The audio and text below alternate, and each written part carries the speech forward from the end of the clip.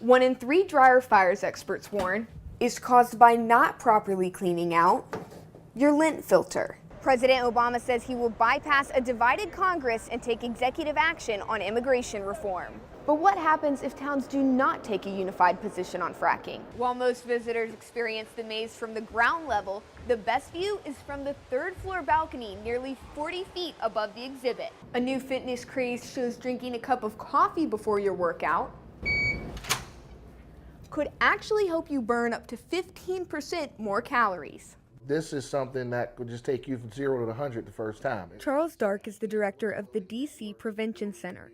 He says every time someone chooses to use a drug with brand names like K2, Spice, or Scooby Snacks, it's like playing Russian roulette with your life. Everyone is different. My physical makeup is different than yours, so it may affect me one way, it may affect you a totally different way. There's no consistency. Synthetic drugs such as this are often disguised as potpourri or incense.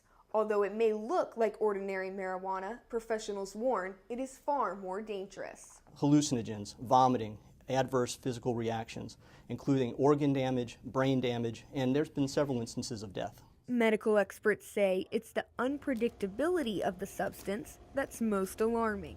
The chemical substances are going to vary within each packet, and therefore the toxicities are going to vary.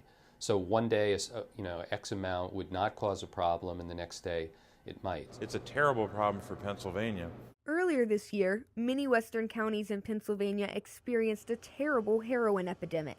Senator Casey says access to synthetic drugs just complicates the problem. And it means that a dangerous narcotic like heroin is even stronger with the addition of the synthetic drug. The Pennsylvania State Department of Health provides education training for staff, businesses, and students on the risks of these drugs. Senator Casey says the state has come a long way in creating awareness, but there's still more work to be done. Reporting in Washington, D.C., Mary Ballinger, Jet 24 Action News. The EPA's proposed Clean Power Plan will reduce carbon emissions by 30% by the year 2030. A large group of environmentalists gathered outside the EPA's headquarters in Washington, D.C. to rally around the plan. Coal is a thing of the past. It's no longer going to be a cost-competitive energy source, and the sooner that we make major strides towards renewable energy, the better off our country's going to be. Organizations like the Natural Resources Defense Council say the EPA's plan is necessary to protect America's environment.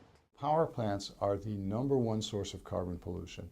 40% of U.S. carbon pollution comes from the power plants.